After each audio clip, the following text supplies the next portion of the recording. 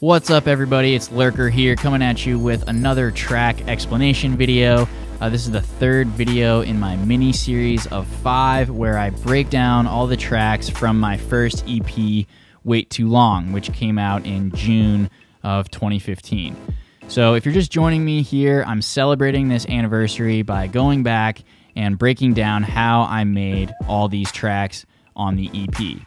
I came out with an explanation video on Chilean Sunset in 2016 and finally have gotten around to making videos for the rest of the tracks. So last week I came out with a video for Journey. This week will be Fidgey. Next week, Evolve. And the following week, Play Your Flute. So to everybody who has been following along with me here, I really appreciate you doing that, and I just love sharing the behind the scenes content and diving back into these old tracks that are very near and dear to my heart.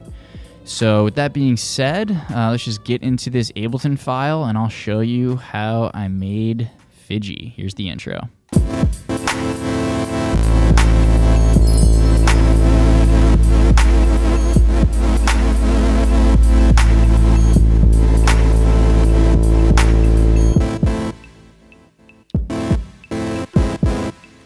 So just wanted to let you know right off the bat that this track is heavily influenced by Flying Lotus. I was listening to a lot of his music, including his albums Los Angeles and Cosmogramma back in college when I was making Fidgey, and it heavily influenced this sound for sure. So most notably the kind of offbeat drums, or like the swung drums,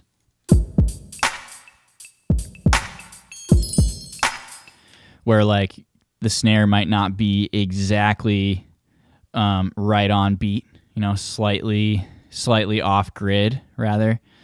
And I just love the vibe that gives. And then the synth itself, you know, it's kind of got a Sam I Am vibe, I guess. But I just kind of wanted an in-your-face synth with heavy sidechain compression and like those just swung drums, and then, you know, adding in a classical sample later, which you'll see. So yeah, that's the overall vibe that I was going for. In terms of the notes themselves that I'm playing, everything is really, really simple. So opening up here, it's just D minor. I'm using a microKORG here, and the patch is A11, just in case you have a microKORG and you want to follow along. It's a D minor, and then you're going to go to an F augmented. Here's what that sounds like. That's an F augmented. So it's basically you're taking this D minor and you're just flatting this D. And if you really want to get technical, this would be an F major augmented, but it's some inversion. It's either first or second inversion. So all you're doing is you're taking F, A, C sharp. That's the F augmented chord. And you're taking this C sharp and you're putting it on bottom, inverting it. You can invert any chord. It's a lot of fun. Okay, so you got your D then F here.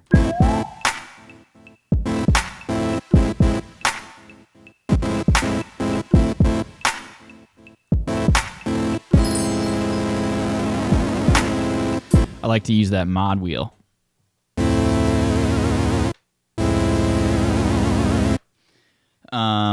And then in the next part, we add a new chord. It goes.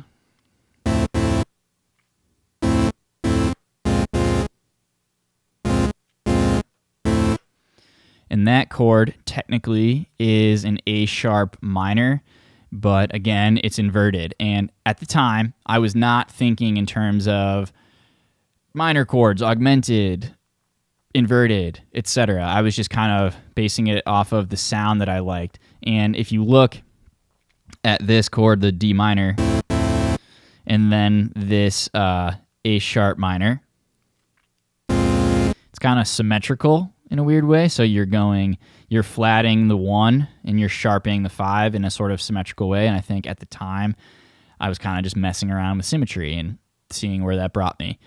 And it ended up sounding okay. So here's how that sounds.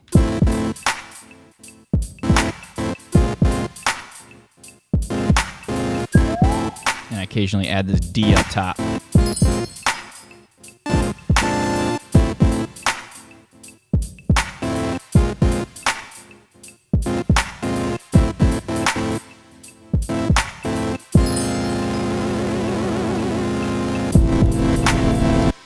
Then it goes into this part here with this classical sample.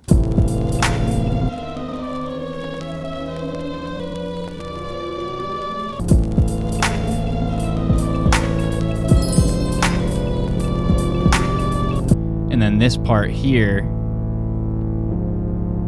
is actually the same patch as these chords up here. It's just an octave lower with the 3rd removed. So this is what that sounds like.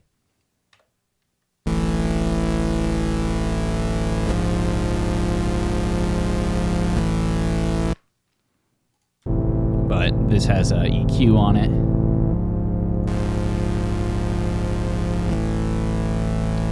So it just kind of gives it this like spooky, ominous vibe.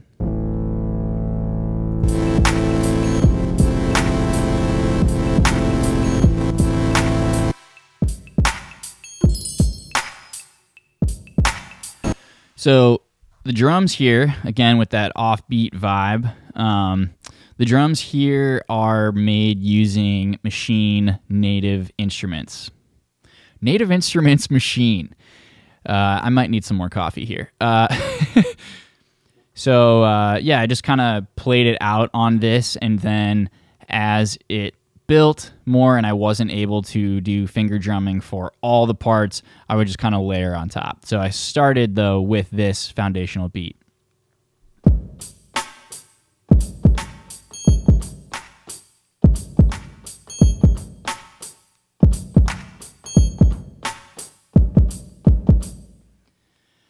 And then continued and, you know, layered on top of that. Look.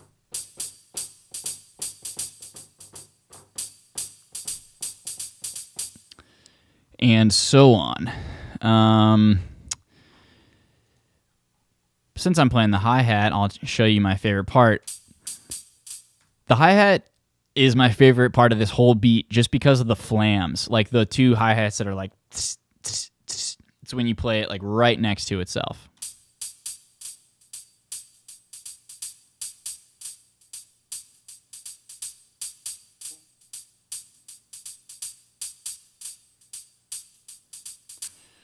It just adds a texture, a very nuanced texture that I love. And I think that that's really what can set your percussion and drums apart from other people, is going in and really finessing the sound and not just having it play on the 1, the 4, the whatever the numbers are. Just keeping it off grid adds a more natural feel and also a more unique feel to you. So I was definitely going for that. And when I look back at this track, honestly, it is just so simple. It's crazy how simple it is. And I think the things that made it good to me are the drums, the rhythm. So messing with the drums in a way that's not on grid. Playing the synth in a way that has a funky rhythm, even though they're the same chords pretty much throughout. So yeah, focusing on those little rhythmic elements can definitely help. Okay, where are we here? I showed you pretty much everything.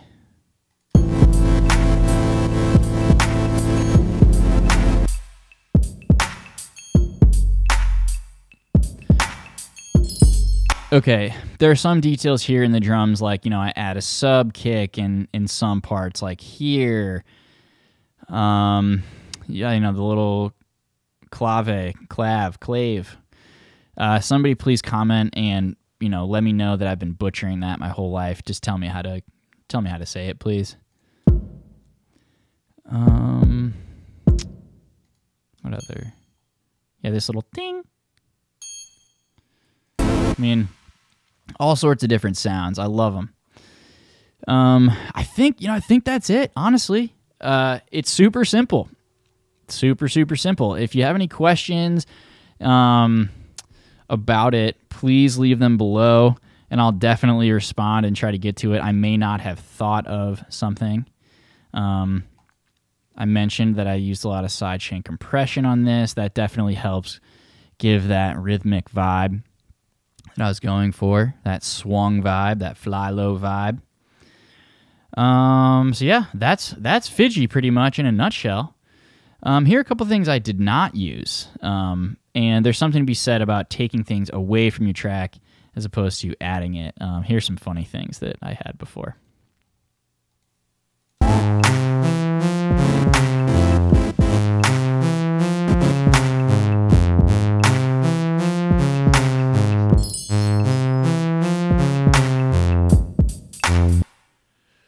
I mean,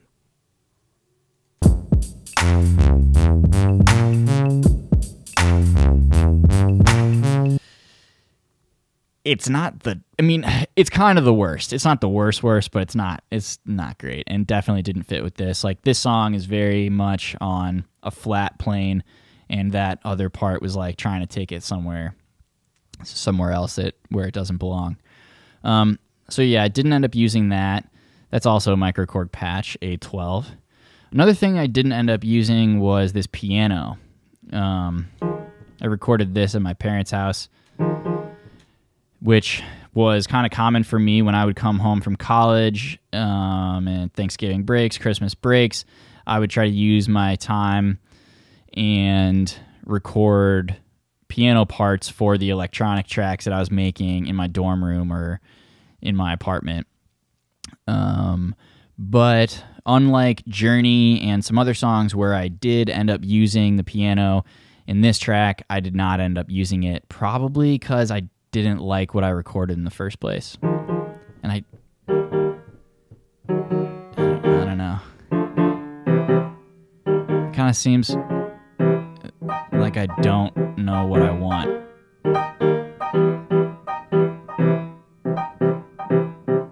Maybe? I think at that point I was still noodling, and sometimes I just kind of forget about things that I wanted to do, or you know, I was just satisfied with it the way it was.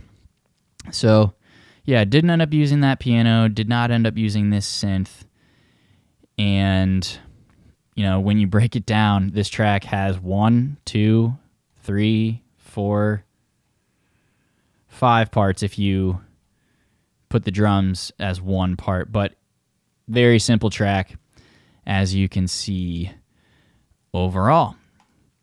So, yeah, with that all being said, I hope everything I said made sense to you. You know, you can talk a lot about a simple thing and maybe overdo it a little bit, so I hope I didn't beat a dead horse too much with this track. I definitely enjoyed the experiment of trying to get that swing that Flying Lotus has and just doing a kind of like in-your-face synth. And I feel like this track achieved that, and I had a lot of fun with it. So I hope you enjoyed this explanation video, and if you have any questions or comments, feel free to leave them below, and I will definitely respond. Once again, thanks for coming along on this journey with me, and I will catch you in the next video.